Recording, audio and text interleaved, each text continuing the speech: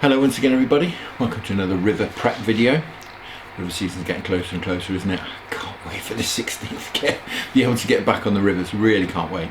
In this video I'm going to run you through a ledge rig that I use for my general ledgering, be that on the Avon or when roving around small rivers, as you know I love to do.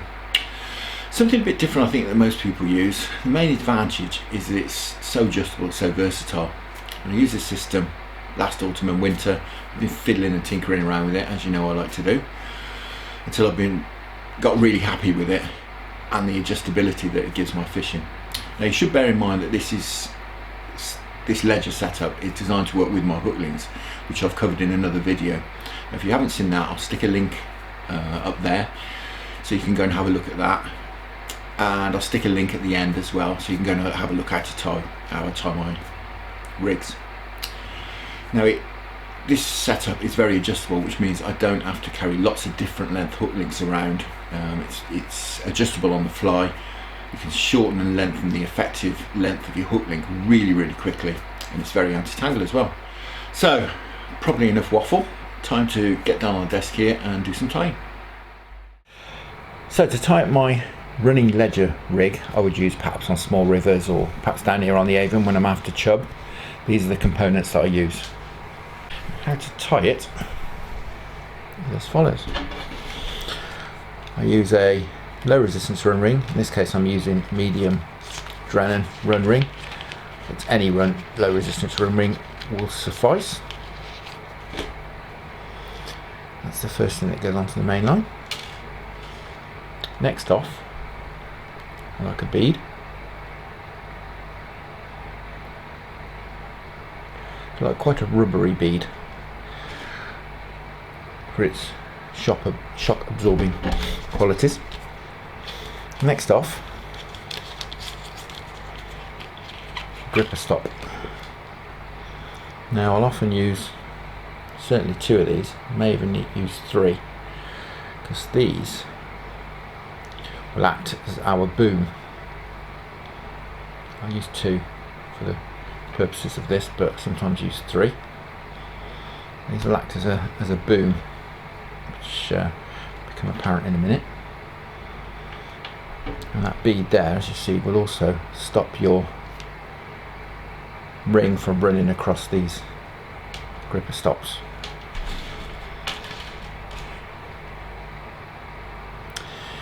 Now it's simply a case now of taking our matrix hook length swivel. These things have become a bit of a revelation to me. Fantastic for quickly changing your hook link. I'm going to use, I think, a grinner knot today. I like a grinner knot.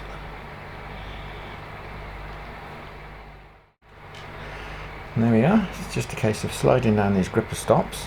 Better to moisten the line before you move these stops about as well.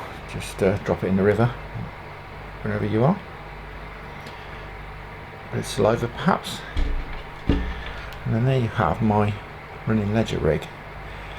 And as I said, if you can see there, hopefully, the stops, I can squeeze them together even, act as a bit of a boom when you've got weight hanging here. Acts as a boom, stops tangles. And of course you can fix anything to this. I can fix a tiny feeder or a link ledger, whatever I want. And on this end, I hope you can see that if I turn it around, there's a crook there under that little rubber sleeve. It's just a case of dropping a hook link onto there. And this is the one we actually tied in the previous video.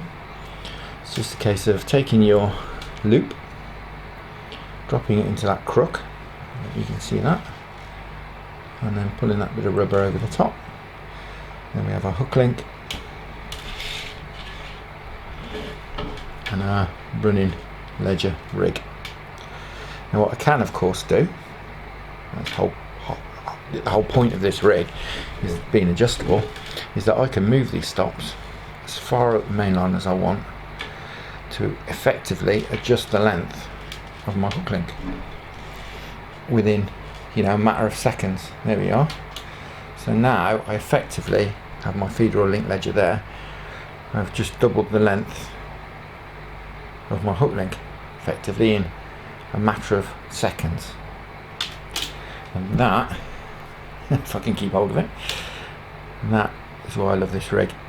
And as you can see from that, these stops, as I mentioned, act as a bit of a boom to stop you getting tangles, and it's very, very quick to change from a big huge hook like that to a much smaller hook. Just a case of pulling back the rubber sleeve, unhooking that hook link, grabbing another one, hooking it back on, rubber sleeve back over, and you're away again. So there is my small river and smaller fish running ledger setup. That stiff fluorocarbon will behave itself. There we go. So as you've seen, very simple rig to tie, but it's very, very versatile, very adjustable rig to use. It's very, very anti-tangle as well, and suits fishing with sort of both a link ledger and small feeder.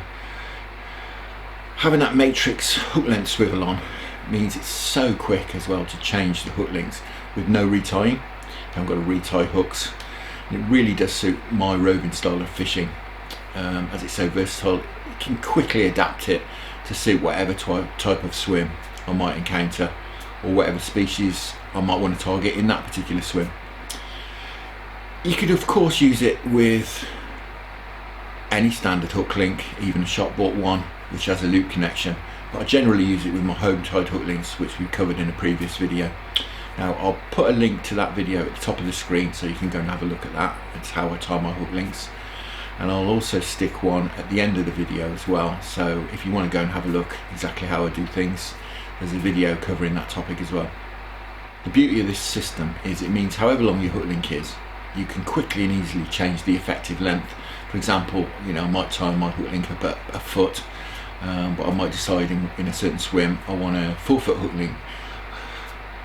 You can change in a matter of seconds just by simply sliding those stops up the main line.